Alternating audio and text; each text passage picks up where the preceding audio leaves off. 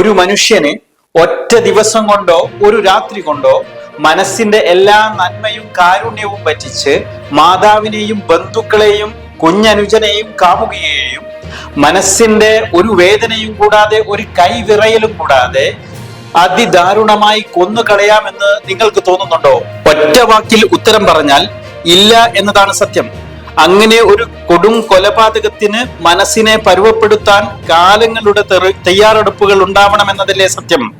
അപകടകരമായ ജീവിതാനുഭവങ്ങളിലൂടെ ഒരു മനുഷ്യൻ കടന്നു പോകുമ്പോൾ അദ്ദേഹത്തിലുണ്ടാകുന്ന അപകടകരമായ മാറ്റങ്ങളെ നിരീക്ഷിക്കാനും തെറ്റിപ്പോകുന്ന വഴികളെ തിരുത്തി നേരിലേക്ക് സഞ്ചരിപ്പിക്കാനും ബന്ധുവിന്റെയോ അധ്യാപകന്റെയോ സുഹൃത്തിന്റെയോ കാമുകിയുടെയോ ഏതെങ്കിലും ഒരു രൂപത്തിൽ മകനെ അങ്ങോട്ട് പോവല്ലേ, നിന്റെ പ്രശ്നങ്ങൾ പരിഹരിക്കാൻ നേർവഴി ഞാൻ കാണിച്ചു തരാം എന്ന് പറയാൻ ഒരു മനുഷ്യനെങ്കിലും കടന്നുവരാത്ത സാമൂഹിക സാഹചര്യമല്ലേ കൊടും ക്രൂരതകൾക്ക് അവസരമൊരുക്കുന്നത്.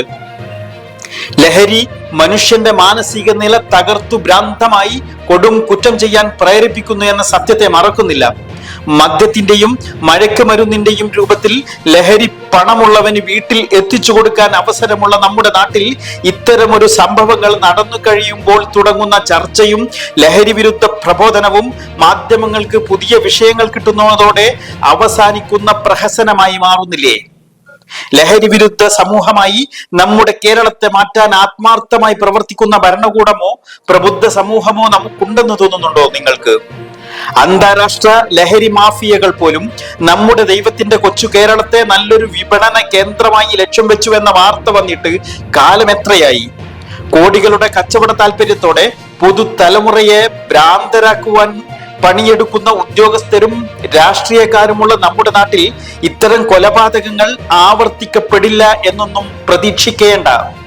സംഭവം നടന്നു കഴിയുമ്പോൾ കാണിക്കുന്ന ആശ്ചര്യകരമായ വെപ്രാളവും ചർച്ചയും ലഹരി വിരുദ്ധ പ്രക്ഷോഭങ്ങളും ഒരു നാടകം പോലെ തിരശീല വീണ് അവസാനിക്കും.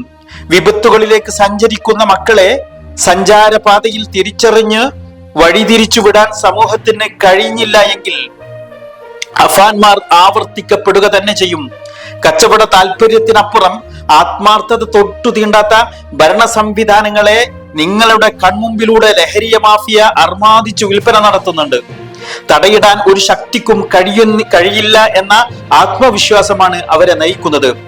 മക്കളെ പോറ്റുന്ന അച്ഛനമ്മമാരെ കാഴ്ചക്കപ്പുറം കാഴ്ച വെച്ചു മക്കളെ നിരീക്ഷിച്ചു വളർത്തിയില്ല എങ്കിൽ ഒരൊറ്റ ചുറ്റിക കൊണ്ട് കുടുംബം മുഴുവൻ തീർക്കാനുള്ള ലഹരി ഉണ്ടാവും അവർക്കുള്ളിൽ എന്നോർക്കുക.